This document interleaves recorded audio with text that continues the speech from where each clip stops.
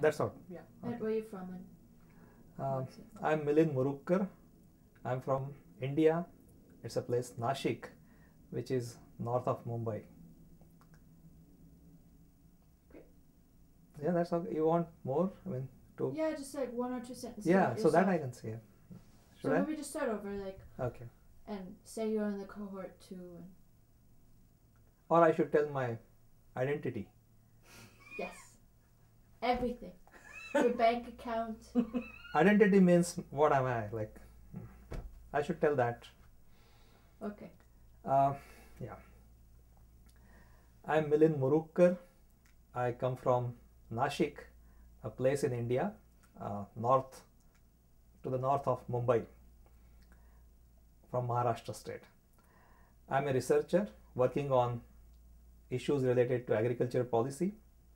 I'm a journalist reporting the events surrounding WTO and agriculture, and an activist who work on rural development projects. Great, thank you. How did you come across the IndiaChina Fellowship program? In fact, I was forwarded a mail by a friend of mine, and who thought that I should apply for this. As he knew my interests, my activities, so he thought. And the other reason is that I had been to China just prior to that, a month ago, right? Prior to I saw this, and there have been many interesting issues which are cutting across India, China, related to poverty elevation. So he knew my impressions. So that's, he forwarded an email to me, and then I responded. What are these impressions, the first impressions you had after you gone to China for the first time? Well, very interesting impressions. Since I work on issues related to poverty elevation, agriculture remains central to my thinking. If you want to talk about poverty elevation, you can't bypass agriculture. And I saw that in China and India, they face similar issues when it comes to increasing rural-urban divide, rural-urban gap, and the issues of poverty. And and both these countries, especially on produce like cotton, they have a similar profile. They are facing up a similar trade environment, especially in the context of subsidized cotton imports coming from US. So all these issues. And secondly, the most striking feature for me was China, contrary to my prejudice, at a micro level, it's a very more democratic. I don't know whether democratic is a loaded word, but I found it's more there's more space for individuals, less hierarchical as compared to India. So that was a very interesting, new impression which I carried. Why did you apply for the fellowship then if you already been to China? Well, going to China was an accident. Then I was invited for a conference and I presented a paper, but this is a big opportunity. I couldn't travel to rural China, which I wanted to do. I did interact. I was there for five days, but this fellowship offered me a great opportunity to interact with people, to pursue subjects of my interest at different levels. And especially the other reason which prompted me is like, this was from, the fellowship was coming from a academic institute rather than from an NGO. And although I'm an activist and journalist, and but still I feel that a kind of academic rigor and academic outlook to issues is required. It's a more disciplined kind of thing. So something coming from New School academic institute, giving a very liberal, open kind of framework to work on, that was very alluring.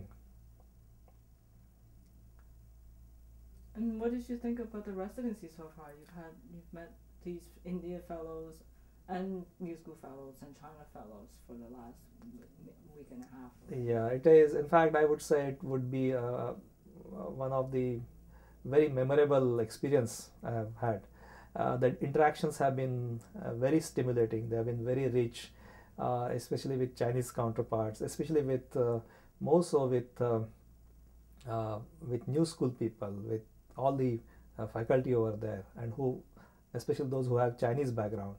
So the interactions have been very stimulating. It's a very kind of open environment, You're not bothered about your ideological bent of mind. You could freely express your views. So the environment is pretty open, and that is something very good. And especially again, people from, I'm not from social sciences. I'm trained as an engineer, and then into I'm a self-taught economist, I could say.